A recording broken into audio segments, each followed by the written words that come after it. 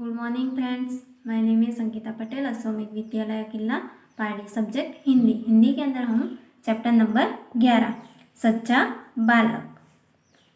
इस जीवन प्रसंग में एक सच्चाई का महत्व बताया गया है।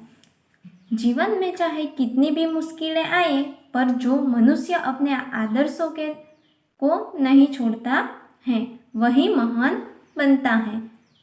तो यहाँ पर बताया गया है कि जीवन में चाहे कितनी भी मुश्किलें आए, पर जो मानव अपने आदर्शों को नहीं छोड़ता है, यानी कि अपने जो आदर्श होते हैं उसको नहीं छोड़ता है, वही महान व्यक्ति बनता है। तो बच्चों, हम लेसन देखते हैं।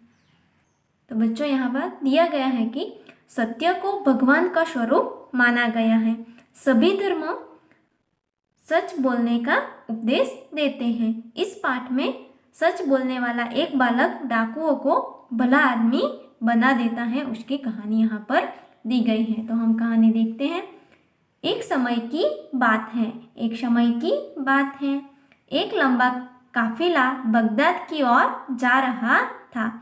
एक लंबा काफिला यानी कि यात्रियों का समूह बगदाद की ओर जा रहा था। बगदाद इराक देश की राजधानी बगदाद। तो एक लंबा यात्रियों का समूह बगदाद की ओर जा रहा था।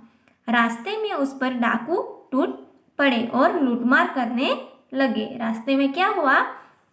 तो उस पर डाकू टूट पड़े और लूटमार करने लगे।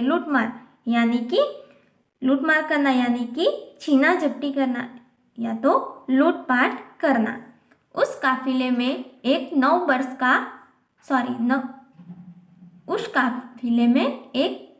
वर्ष का बालक था। कौन था? एक 9 वर्ष का बालक था। वह एक और चुपचाप खड़ा रहकर इस लूटमार को देख रहा था। उसने क्या किया? तो चुपचाप खड़ा रहकर उस लूटमार को देख रहा था। एक डाकू की नज़र उस लड़के पर पड़ी। एक डाकू की नज़र कहाँ पड़ी? जो लड़का देख रहा था उसके ऊपर पड़ी। लड़के के पास जाकर वह डाकू कड़क कर बोला, तेरे पास भी कुछ है? तो लड़के के पास जाकर डाकू ने क्या कहा कि तेरे पास भी कुछ है? तो लड़के ने कहा, मेरे पास 40 असरफियाँ हैं। तो लड़के ने क्या कहा? मेरे पास 40 असरफियाँ हैं। असरफियाँ यानी कि क्या? तो सोने के सिक्के। डाकू चकित हो गया। क्या कहा? डाकू ने पूछा कि क्या कहा? तेरे पास 40 असरफियाँ हैं? तेरे पास 40 असरफियाँ यानी कि सोने के सिक्के हैं? लड़के ने कहा कि जी हाँ, कि मेरे पास है। डाकू लड़के का हाथ पकड़कर सरदार के पास ले गया। डाकू ने क्या किया? तो लड़के का हाथ पकड़कर सरदार के पास ले गया। सरदार यानी कि मुखिया, उसके मुखिया के पास ले गया।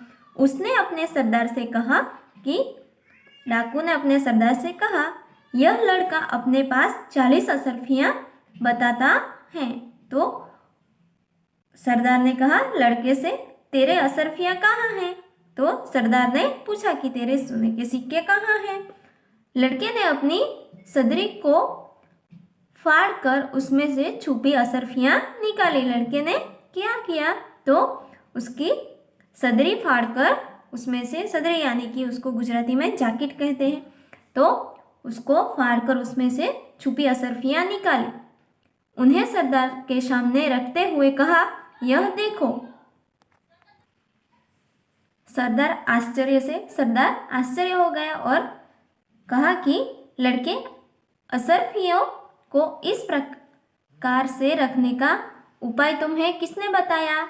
तो सरदार ने उस लड़के से पूछा कि असरफियों को, सोने के सिक्के को इस प्रकार से रखने के लिए तुम्हें किसने बताया? तो लड़के ने कहा, मेरी माँ ने उनको सदरी के अस्तर में सी दी अथा उसे किसी को पता न चलेगा, ऐसा लड़के ने बताया। सरदार ने कहा, तो तूने असरफियों का पता हमें क्यों बता दिया?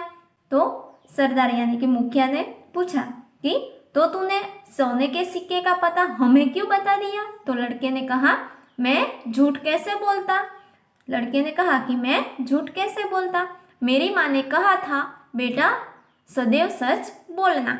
तो सदैव यानी कि हमेशा अथवा तो सर्वदा। उसकी माँ ने क्या कहा था? बेटे हमेशा सच बोलना, झूठ बोलना पाप है।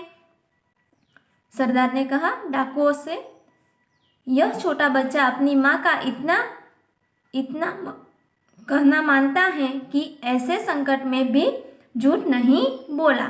सरदार ने उसके डाकुओं से क्या कहा कि यह बच्चा अपनी माँ का इतना कहना मानता है कि ऐसे संकट में भी झूठ नहीं बोला।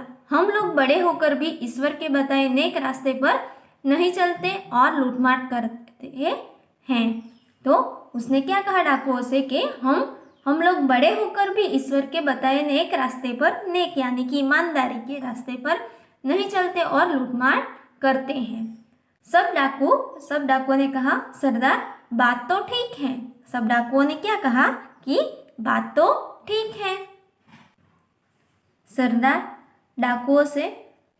ने डाकुओं से कहा कि इनका लूटा हुआ सामान इन्हें वापस कर दो। इनका लूटा हुआ सामान इन्हें वापस कर दो।